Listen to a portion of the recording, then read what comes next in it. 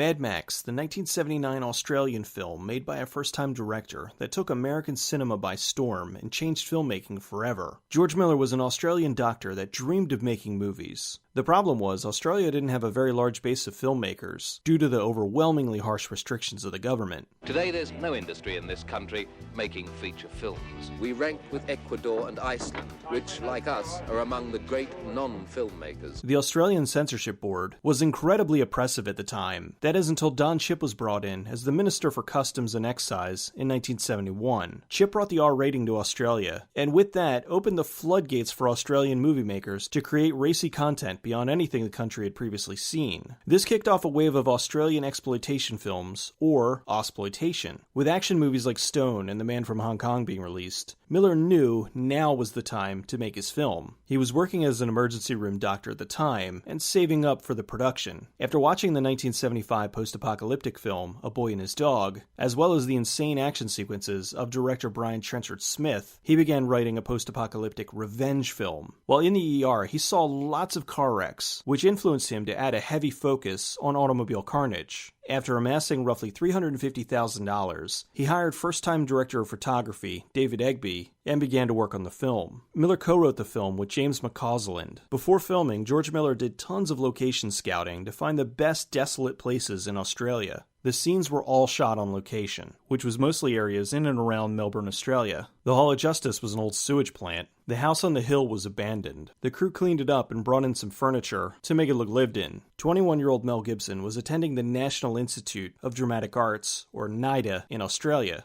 Mel gave a friend a lift to the casting session for the film. After seeing him in the waiting room, the casting director wanted to hire Mel as one of the freaks for the film, since he was in a fight a few days prior, and his face was swollen and bruised. When he returned a few weeks later after his face healed, the casting director didn't recognize him. He was introduced to director George Miller, and after a brief interview, Gibson was hired on the spot for the lead. Mel's friend who he brought in for the audition was Steve Bisley, who was cast to play Goose. Max's wife was played by Joanne Samuel. Originally the part went to another actress, but on the first day of shooting, she was in a motorcycle accident, and both her and the stuntman had their legs broken. The stuntman was able to work with a broken leg, but the actress couldn't, so they brought in Samuel as the replacement. A large part of the cast of the film was filled with bikers. They hired actors for the villainous leads, but needed to fill in the ranks. For the miscellaneous bikers, they brought in members of two local biker gangs, the Hells Angels and the Vigilantes. Many of the bikers were paid in beer. Actually, a lot of the payment was in beer. They rented the ambulance for a case of beer. When they needed the bikers to do their own stunts, they gave them beer, and so on.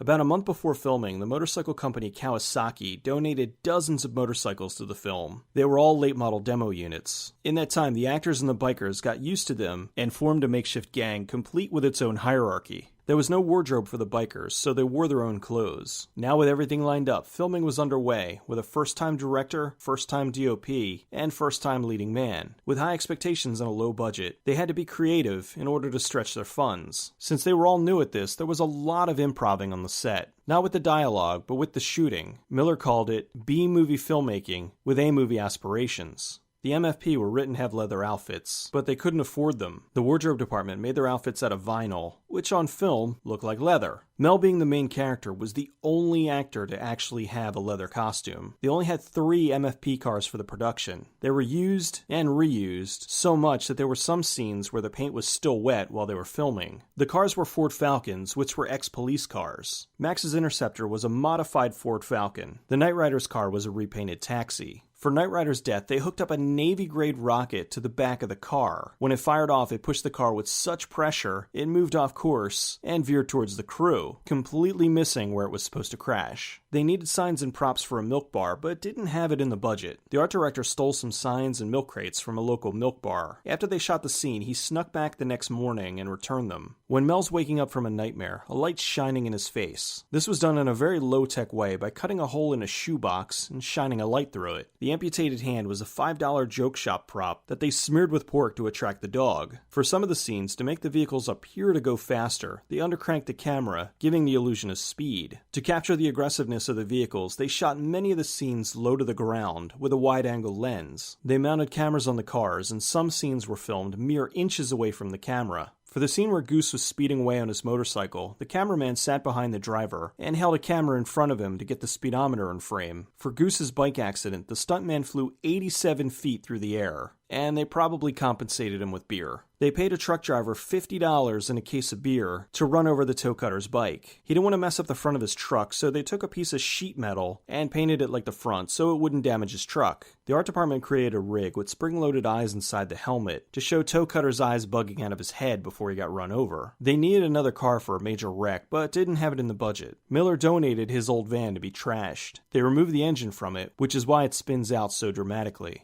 Even though the film has lots of action, there was even more planned, but were never filmed because they couldn't afford it. Tim Burns, who played Johnny the Boy, never left character for the entire shoot. The cast hated him so much. On the day he was handcuffed to the car, they called lunch and left him chained there. The score was by famous Australian composer Brian May. After 12 weeks, the film wrapped. It was released in 1979 and was an instant phenomenon. Audiences loved it, but many critics complained about its overuse of violence. However, if you watch the film, you don't really see the worst scenes. You usually see the aftermath of the violence. Because of the buzz on the film, it was brought over to the US in 1980. American International Pictures was afraid US audiences would have a hard time understanding the Australian accents, so they dubbed the whole thing into English, even though it already was in English. Although listening to the original dialogue, it's not that hard to understand them.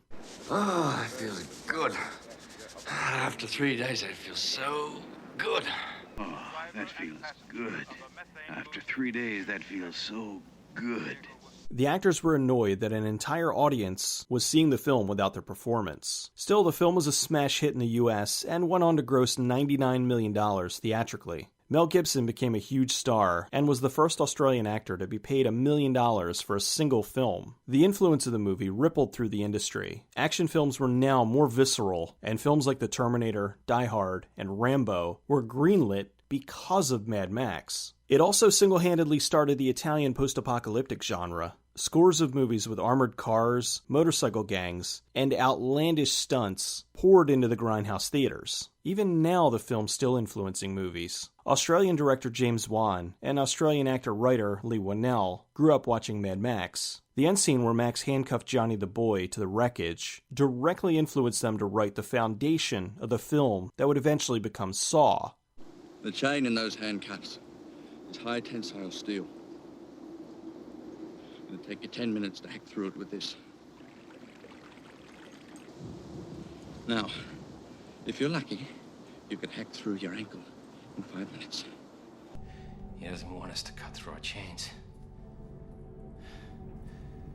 He wants us to cut through our feet. George Miller continued directing and made the sequels The Road Warrior and Mad Max Beyond Thunderdome, which I'll cover in future episodes. Miller's had an interesting career, going from violent post-apocalyptic films like The Road Warrior to Babe Pig in the City and the animated Penguin movie Happy Feet. In a cool homage to the original film, Hugh Keys-Byrne, who played the toe cutter in Mad Max, is Emerton Joe in Fury Road. In 2002, the DVD was released, and for the first time, it included the original Australian audio track, so American audiences could finally hear the real film. This movie is an amazing feat of filmmaking, not just in Australian cinema, but in cinema worldwide, and it goes to show that you don't always need tons of money or experience to make the movie that you want to make. Passion, drive, and natural talent will often be the proper fuel for creation, although a few cases of beer wouldn't hurt.